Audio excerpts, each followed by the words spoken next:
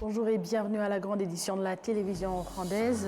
On commence par la présidente de la Chambre des députés, honorable Kazalwa Gertrude, qui s'est jointe aux habitants du district de Kayonza lors des activités et des travaux communautaires marquant la fin du mois de mai, au cours de laquelle un village en cours d'aménagement a été nettoyé. On continue avec l'actualité pour parler du Rwanda qui va se doter bientôt d'une carte d'identité numérique. C'est en tout cas l'annonce de l'Agence nationale d'identification qui précise que le projet de cette carte d'identité numérique est à 90% de son achèvement. Pour en savoir plus, suivons Joséphine Mukiesha, directrice générale de l'Agence nationale d'identification. L'identité digitale est différente de la carte d'identité actuelle parce qu'on va l'attribuer depuis la naissance. Celle qu'on avait aujourd'hui était attribuée qu'aux gens qui ont 16 ans et plus. Elle était attribuée également aux Rwandais, aux réfugiés et aux résidents étrangers. Mais avec la carte d'identité numérique, on va l'attribuer aux Rwandais, aux résidents étrangers, aux ressortissants étrangers non résidents.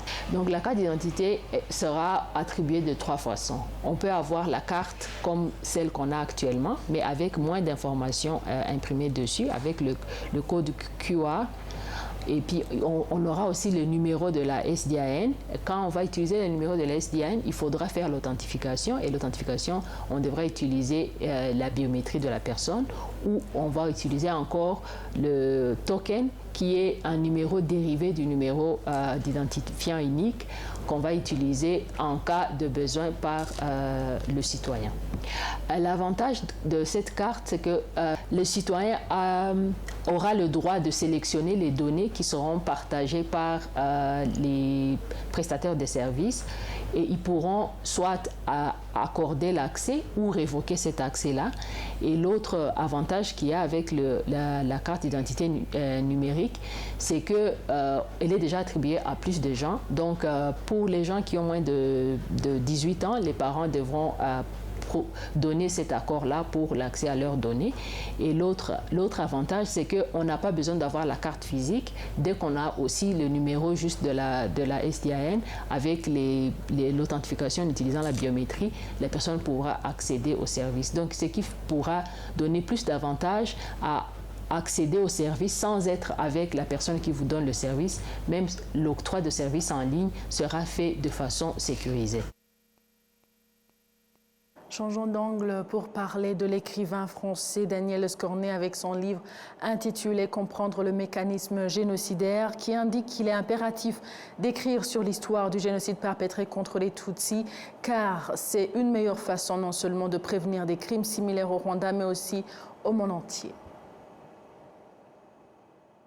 J'ai déjà écrit d'autres livres sur le génocide, avec moi le dernier Tutsi, avec Charles Abonimana, avec les veuves du génocide, les veuves d'Avega.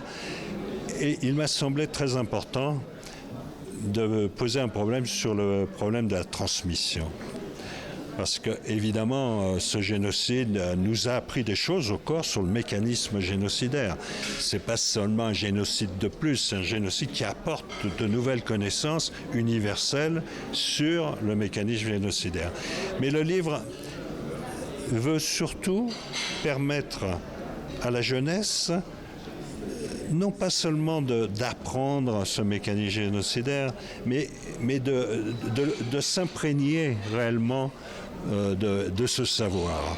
Parce que il y a la difficulté qu'on rencontre, que tant les rescapés que l'ensemble des personnes qui étaient présentes, les papas, les mamans, durant toute cette période tragique, c'est comment on va en parler à notre enfant. Comment on va lui permettre d'avoir accès à une connaissance qui pourra lui servir toute la vie, pas seulement pour commémorer le génocide, mais aussi pour qu'il soit un acteur demain de tout retour, pas seulement au Rwanda, mais dans le monde entier, de ces processus identitaires qu'on voit fleurir sur la planète avec malheureusement cette idée que les génocides ne sont pas seulement derrière nous, mais la situation actuelle peut conduire à ce que de nouveaux génocides sur la planète se développent. Et comment des citoyens qui ont vécu, dont les parents ont vécu, dont les grands-parents ont vécu tragiquement ce génocide, peuvent eux-mêmes, pour eux-mêmes, mais aussi pour la planète tout entière, avoir une capacité d'action sur la situation. Un jeune, dans le fond, apprend s'il a l'impression que ça l'intéresse personnellement, s'il a l'impression que ce n'est pas seulement les adultes qui veulent lui faire porter un fardeau du génocide, des erreurs passées, des tragédies passées. Et pour ça, j'ai tenté, avec mon style bien sûr, en respectant l'enfance, en respectant l'adolescence, de façon non paternaliste, ça aussi il faut se méfier de cette vision-là, de façon non autoritaire non plus, c'est-à-dire en respectant vraiment ce qu'est un enfant, ce qu'est un jeune, ce qu'est un adolescent, de trouver des moyens supplémentaires à ceux qui existent déjà pour que les jeunes soient en sympathie directe avec ce génocide. S'ils ne sont pas en sympathie directe, s'ils ont l'impression que c'est un phénomène extérieur, un peu lointain, ils peuvent s'en désintéresser, voire même le rejeter. L'écrivain Daniel Oscorni ajoute aussi que le génocide perpétré contre les Tutsis au Rwanda en 1994 a été un plan spécialement préparé par le pouvoir de l'époque avec une participation massive de la population, d'où son incompréhension par les jeunes en particulier. Selon l'auteur, une grande partie des jeunes ne connaît pas l'histoire du génocide contre les Tutsis parce que les adultes n'ont pas encore su la leur transmettre de manière adéquate. Est-ce que les jeunes peuvent être intéressés à partir de leur propre savoir à s'intéresser au sens fort du terme et pas seulement de recevoir les savoirs des adultes, mais de participer eux-mêmes à la construction de ces savoirs. Donc c'est trouver cette alchimie-là, c'est-à-dire de faire que vraiment ça ne soit pas, j'ai dit, bon, de façon un peu schématique bien sûr, que c'est moins un devoir de mémoire qu'un désir de mémoire. Il faut que la jeunesse ait le sentiment qu'elle peut être acteur et donc à partir de là, elle va être créative. À partir de là, elle va entraîner autour d'elle. C'est pas seulement la réception d'un savoir qui semblerait complètement fini, et qu'il faudrait apprendre comme on apprend la table de multiplication ou le delta du Nil. Non, c'est quelque chose qui engage totalement la personnalité pour toute la vie. Il nous faut créer des héros. Il y a eu des héros enfants durant le génocide, des héros civiques du quotidien, parce que sinon le monde va basculer. Je ne parle pas du Rwanda qui travaille de façon énorme, parce que des fois on dit à l'extérieur du Rwanda, ici c'est le silence, etc. C'est ne rien comprendre à ce qui se passe au Rwanda, ou au contraire, on développe le pays sans oublier le phénomène qui s'est déployé. C'est au contraire au cœur du déploiement moderne du Rwanda. Donc, voilà, c'est un apport, je l'espère, et un apport que j'espère développer dans les écoles, parce que moi j'ai été très frappé durant ces 2 heures de débat que des jeunes, premièrement, ont lu le livre, deuxièmement, en ont discuté avec leurs professeurs, en discutent avec leurs parents, et disent « mais ça m'a permis de comprendre des choses qui pour moi étaient complètement incompréhensibles ». Et qui n'était pas compréhensible seulement par les paroles jusqu'à présent. Ça, c'est vraiment ce que je recherche et vraiment, ça m'a conforté dans cette démarche, vraiment. Oui, je pense qu'il ne faut pas généraliser, mais effectivement, et ça se comprend, c'est-à-dire l'ensemble des adultes, quelle qu'ait été leur situation durant le génocide, en sortent traumatisés. Dans des traumatismes très différents, dans des hontes aussi. Donc il y a tout un tas de phénomènes qui bloquent la parole des adultes. Et on peut le comprendre, c'est pas du tout leur faire un procès de dire que la situation, évidemment, et c'est vrai pour les enseignants aussi, les enseignants aussi peuvent avoir la crainte d'aller au fond du problème avec leurs élèves. Eux-mêmes sont traumatisés, eux-mêmes ont eu des problèmes dans leur famille, en ont toujours, etc. Donc c'est très compliqué. Donc il ne faut pas avoir un jugement moral là-dessus, il faut comprendre pourquoi. En plus, la culture rwandaise est une culture de pudeur aussi, qu'on connaît bien, est une culture patriarcale aussi, où l'enfant doit avoir une certaine distance aussi vis-à-vis du père. Donc il y a des phénomènes à la fois universels et particuliers qui font qu'on peut comprendre qu'il y a des difficultés. D'où la raison, justement, de trouver la façon. Si vous lisez en famille un seul chapitre, obligatoirement, les enfants vous poseront des questions, vous aurez des réponses et le dialogue se fera. C'est fait pour ça. Maintenant, parlons donc des analystes politiques et des diplomates régionaux pour le retour de l'ancien président de la République démocratique du Congo, Joseph Kabila, dans les zones contrôlées par le mouvement M23, qui constitue, selon eux, un revers majeur pour le pouvoir à Kinshasa et que cela va exercer une pression considérable sur les dirigeants du pays. Cependant, il ne faut pas imputer ce retour au Rwanda pour détourner l'attention de l'échec de la résolution des problèmes des Congolais de l'Est du pays. Patrick Nyidandi nous en dit plus. L'annonce de l'arrivée de l'ancien président de la République démocratique du Congo dans les zones contrôlées par le mouvement M23 a fait sensation le lundi 26 mai dernier.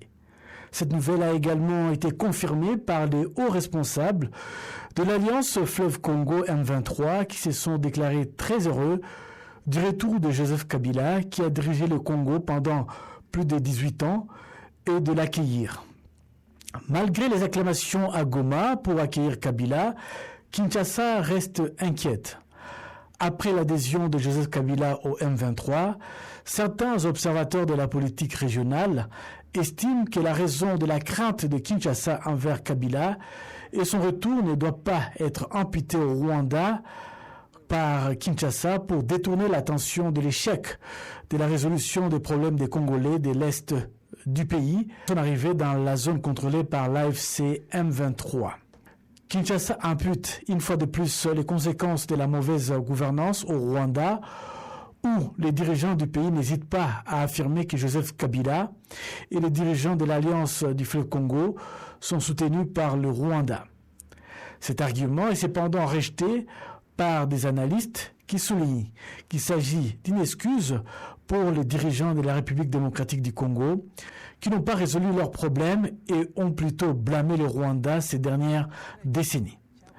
Dans une interview accordée aux médias le 25 de ce mois, alors que l'Afrique célébrait son 62e anniversaire d'indépendance, l'ancien président sud-africain Thabo Mbeki a une fois de plus condamné les déclarations des dirigeants de la République démocratique du Congo attribuant les activités du M23 au Rwanda et qualifiant Joseph Kabila, originaire du Katanga, d'être rwandais.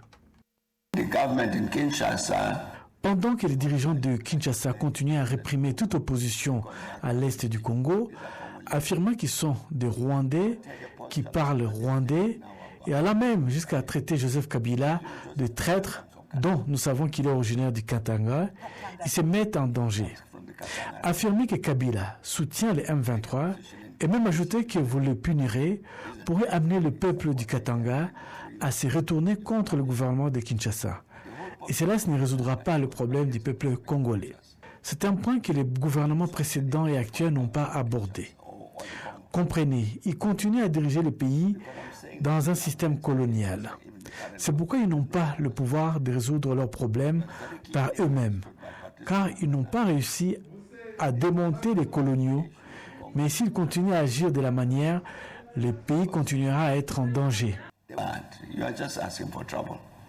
Thabo Mbeki insiste sur le fait que même si certains pays s'efforcent de trouver une solution au problème du Congo, ils ne peuvent mettre fin au problème de sécurité qui dure depuis plus de 30 ans à l'est du Congo, tant que le Congo n'a aucune volonté politique en la matière. Le gouvernement du Congo et celui du Rwanda peuvent se rencontrer et signer des accords de paix. C'est bien. Mais ceux qui pensent que cela résoudra le problème se trompent. Le problème de l'Est du Congo sont les leurs, car ils n'ont aucune source extérieure. Donc, quoi que fassent les Américains, cela ne peut apporter des solutions durables, car ceux-ci ne seront résolus que par le peuple congolais. Cependant, Kinshasa doit dialoguer avec les M23, car c'est le meilleur moyen de résoudre ce problème. On peut blâmer les Rwandais ou blâmer l'Ouganda, mais c'est tout simplement parce que les réponses aux questions du peuple ne devaient pas être posées à Kigali, mais plutôt à Kinshasa. À Kinshasa, il est prévu qu'en juin 2025, les États-Unis signent des accords visant à mettre fin à l'insécurité à l'est de la République démocratique du Congo.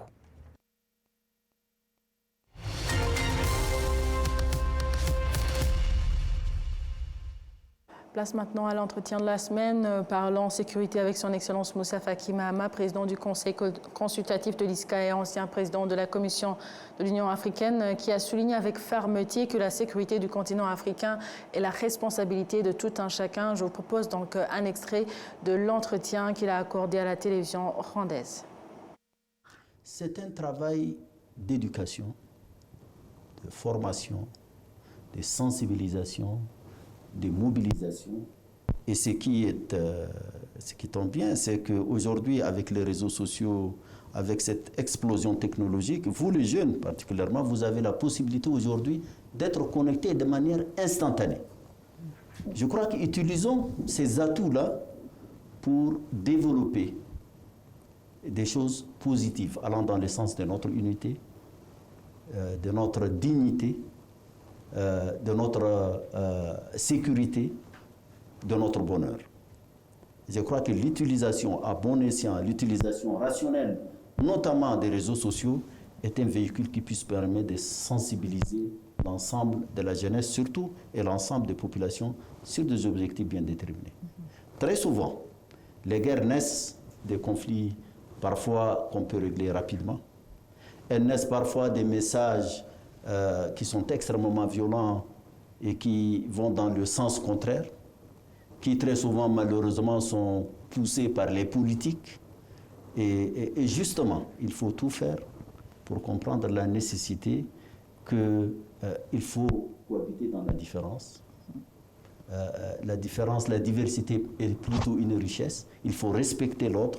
Et je crois que ce travail-là, il est à la base de tout. Là, nous sommes obligés d'éteindre des foyers, mais le plus important est de tout faire pour que rien ne s'allume. C'est ça l'objectif le plus important. Oui, quel est le rôle de la jeunesse? Quelle est l'appréciation de la jeunesse d'aujourd'hui? Je comprends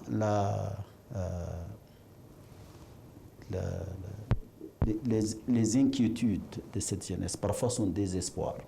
Parce que quand il n'y a pas de travail, quand il n'y a pas d'école, quand il n'y a pas de soins, ça pose problème. On l'a vu, des milliers de jeunes Africains qui traversent le désert. Certains meurent de soif en traversant le Sahara, d'autres meurent à cause de l'eau en se noyant dans la Méditerranée. Ça, c'est une image qui est extrêmement choquante. Ce continent a vraiment les ressources nécessaires pour que ses filles et ses fils puissent travailler chez eux dans la dignité et bénéficier. C'est une question de gouvernance et de leadership. Il faut y travailler. Il faut améliorer la gouvernance politique, la gouvernance économique dans les pays. Il faut faire adhérer les opinions par l'action. On peut faire des discours, on peut tout raconter, mais c'est au concret que les gens vont apprécier ce qui peut se faire. Et ce n'est pas parce que je suis à Kigali, et je ne suis pas le seul. Nombre de personnes dans le monde et en Afrique apprécient ce qui s'est fait dans ce pays.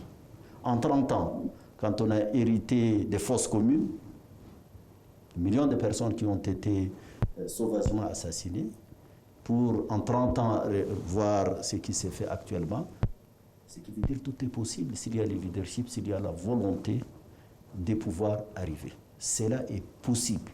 En Afrique, c'est possible. Nous avons les moyens, nous avons les intelligences nécessaires. Il suffit d'y travailler et d'y travailler de manière sérieuse et conséquente. Cela est possible. Donc, cette jeunesse n'a pas à désespérer. Il faut lui créer les conditions. Il faut qu'elle participe elle-même à la création de ces conditions pour que, avec les ressources dont nous disposons, il y a des pays qui ne disposent même pas de ce que nous avons.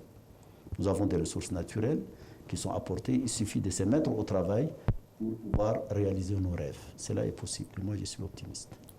Alors, Excellence, qu'est-ce qui fait votre fierté maintenant? Vous venez de parler de la jeunesse, de votre point de vue tout au long de votre parcours dans la résolution de conflits. Qu'est-ce qui fait votre fierté dans l'avancement, soit que ce soit les femmes, que ce soit la jeunesse? Bien sûr, on a des problèmes, mais aujourd'hui, c'est la prise de conscience de la jeunesse africaine, des femmes africaines, de leur rôle dans la société. Ça, c'est quelque chose d'extrêmement... Pendant les 8 ans, j'ai été dans tous les pays membres de l'Union africaine. J'ai eu la chance de rencontrer des jeunes, j'ai rencontré des femmes, j'ai rencontré également, je suis allé même dans des zones de théâtre de conflit, où il y a des choses extrêmement choquantes, qui brisent le cœur qu'on a vues. Mais l'espoir est là, l'espoir est possible. La résilience des populations africaines est quelque chose d'extraordinaire. Je crois qu'elles sont en droit d'avoir la chance de pouvoir exploiter leurs ressources dans la diversité, comme je l'ai dit, pour pouvoir vivre normalement sur cette terre. Cela est possible. Il est bien vrai que nous vivons dans un monde dont les règles n'ont pas été déterminées par nous. Mais nous devons nous battre, même sur le plan international, pour respectons-nous, on sera certainement respecté. Travaillons dur, les autres sont obligés de reconnaître nos efforts. Et ainsi, je crois qu'en comptant d'abord sur nous-mêmes, c'est une question de conviction et de croyance, de foi sur nous-mêmes, je crois que rien n'est impossible.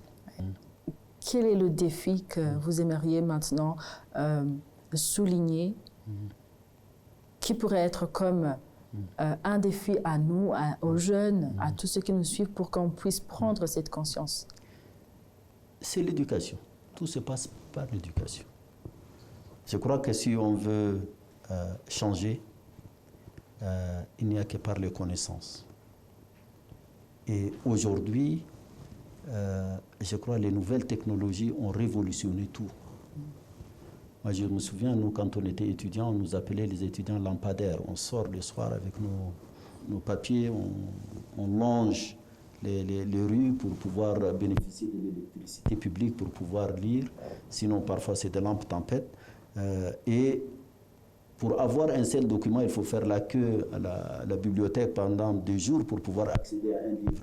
Aujourd'hui, il suffit de taper sur Google, vous avez toutes les informations à votre disposition. Donc, les conditions matérielles, même si elles ne sont pas à l'optimum, permettent aujourd'hui une meilleure façon de travailler.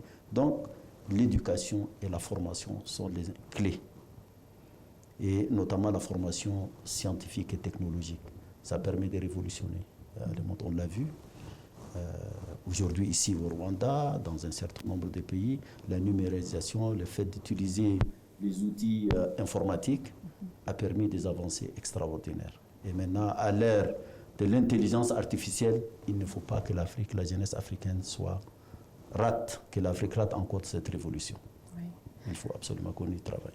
Par rapport, si vous permettez, Excellence, à la désinformation, quand on parle de l'éducation justement, quand une partie des personnes éduquées ici d'influencer, de désinformer, quelle attitude devrions-nous prendre pour être sûr qu'on n'est pas corrompu par la désinformation qui est vraiment accentuée actuellement? Les réseaux sociaux, c'est presque un couteau à double tranchant.